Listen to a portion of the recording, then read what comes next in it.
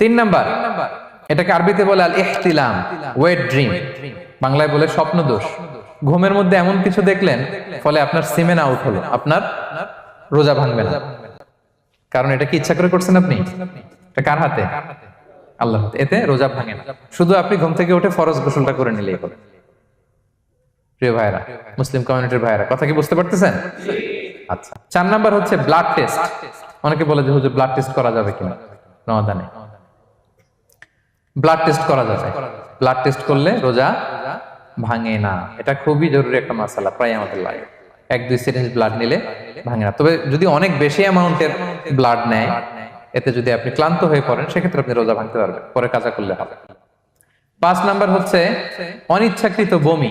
এটা আমি আগেও ক্লিয়ার করেছি যে ইচ্ছাকৃত বমি করলে রোজা ভাঙে, কিন্তু অনিচ্ছাকৃত যদি বমি চলে আসছে,